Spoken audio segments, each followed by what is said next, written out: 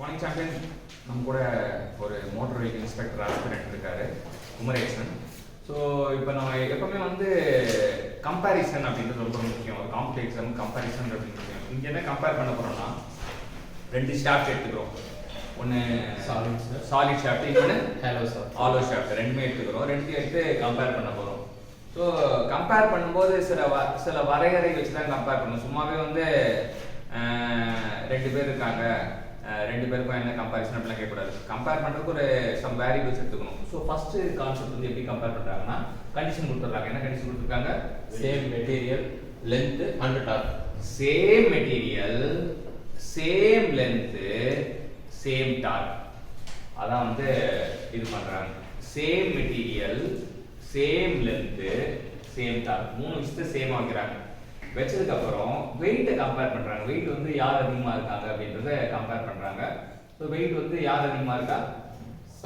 Solid shaft தான். வழக்கமாகவே solid shaft தான் அதிகமா இருக்கும். ஆனா வந்து இப்போ நீங்க மெட்டீரியல் சேம் லென்த் சேம் டார்க்கா இருந்தாலும் all shaft is less than that of solid shaft அப்படின்னாங்க. அடுத்தது சேம் லென்த் மெட்டீரியல், பட் ஆனால் இங்கே வெயிட். இப்போ வந்து டார்க்கை மட்டும் same length, same material, same wait.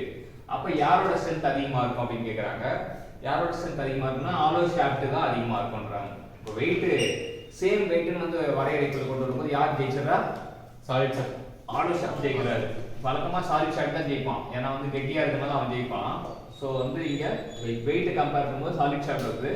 ஆனா இங்க ஸ்ட்ரென்த் கம்பேர் பண்ணும்போது ஆலோ ஷாஃப்ட் ஜெயிக்குது. இது ரொம்ப முக்கியமான கொஸ்டின். ஏன்னா வந்து இதுல வந்து சாலிட் ஷாஃப்ட் நிறைய பேர் போறதுக்கு வாய்ப்பு இருக்கு. நம்ம ஆலோ ஷாஃப்ட் தெரியும். அடுத்தது same length, same section modulus. So polar section மாடுலஸ்ன்றது எதை குறிக்குதுன்னா, செக்ஷன் மாடுலஸ் எதை குறிக்குதுன்னா section modulus determine the strength of the beam. Section modulus வந்து சேமா இருக்கனால வந்து ஸ்ட்ரென்த்தும் சேமா தான் இருக்கும். So section modulus same length ஒரு பக்கம் தான், same polar section modulus. Section modulus determine the strength of the beam. அப்ப செக்ஷன் மாடுலஸும் ஸ்ட்ரென்த் வந்து ரிலேட்டட் டேர்ம் தான். அப்ப சேம் போலார் செக்ஷன் மாடுலஸ்னா அப்ப all shaft equal to solid shaft அப்படின்றது தெரிஞ்சுக்கலாம். ஸோ அடுத்தது same power and same shear stress.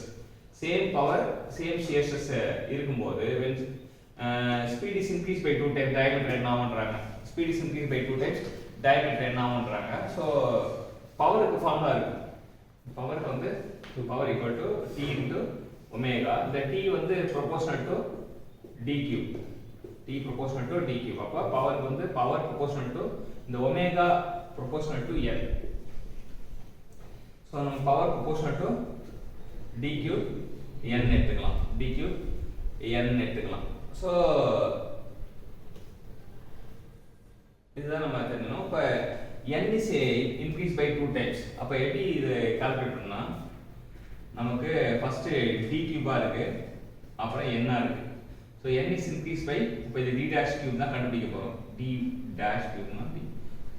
d1³ தான் கண்டுபிடிக்க போறோம் வச்சுக்கலாம். n is increase by 2 times அப்படின்னா இப்போ நமக்கு n அடிபட்டு போயிடும். நம்ம கண்டுபிடிக்க வேண்டியது d1 தான் கண்டுபிடிக்கணும். d1க்கு d1 by d whole cube போட்டுடலாம். d1 by d இந்த 2 வந்து இங்க போயிடும், கீழே போயிடும். அப்ப இந்த கியூப் எடுத்தா இட் இஸ் 1/3. அப்ப இதுதான் வந்து d1 equal to d by 2 power of 1/3. இது வந்து ஒரு இன்ஜினியரிங் லெவல் ப்ராப்ளம் தான்.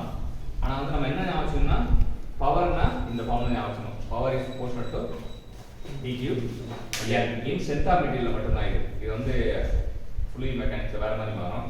ஸோ இங்க ஸ்ட்ரென்த் ஆஃப் மெட்டீரியல்ல power is proportional to dq n. இப்போ டயாமீட்டர் வந்து ஸ்பீடை 2 மடங்கு ஏத்தனா அப்படின்னா நம்ம ரெடிமேடாவே diameter is reduce by d by 2 power 1/3. So 4 concept இன்னைக்கு வந்து இந்த 4 கான்செப்ட். இந்த 4 கான்செப்ட் ஏன் வந்து நம்ம கேட்டோம் அப்படின்னா, இப்போ மோட்டார் வெஹிக்கிள் இன்ஸ்பெக்டர் ஆஸ்பிரண்ட் வந்து ஒரு மெட்டீரியல் வந்து ரெடி பண்ணியிருக்காங்க. மெட்டீரியலில் பார்த்தீங்கன்னா வந்து கொஸ்டின்ஸை வந்து கேட்டகரி பண்ணும்போது 120 பக்கம் தான்.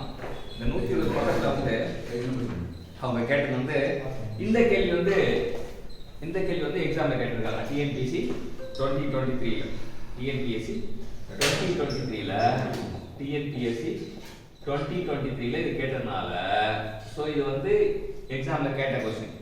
எக்ஸாமில் கேட்ட கொஸ்டின் அப்புறம் வந்து இந்த மூணுமே வந்து எக்ஸ்பெக்டட் கொஸ்டின்ஸ். இது மூணுமே எக்ஸ்பெக்டட் கொஸ்டின் தான் மாறி ஒரு கேள்வியை கேட்டாங்கன்னா அந்த கேள்வியே வரும் அப்படின்றது கிடையாது. அதை எதிர்பார்த்து வேற 3 கேள்வி எது வரும் அப்படின்றது தான் வந்து நம்ம கொண்டு போகணும். இப்போ இந்த கேள்வி வந்து 2023 கேட்கறனால மேபி இது 2024 வர்றதுக்கா, இது 2025 வர்றதுக்கு வாய்ப்பு. ஸோ நமக்கு என்ன அப்படின்னா ஒரு கேள்வி கேட்டாங்கன்னா அதை வந்து அந்த கேள்வியை பயன்படுத்தி ஒரு 120 பக்கம் நம்ம ரெடி பண்ணி வச்சிட்டோம் அப்படின்னா எல்லா எக்ஸாமும் ஈஸியாகிடும்.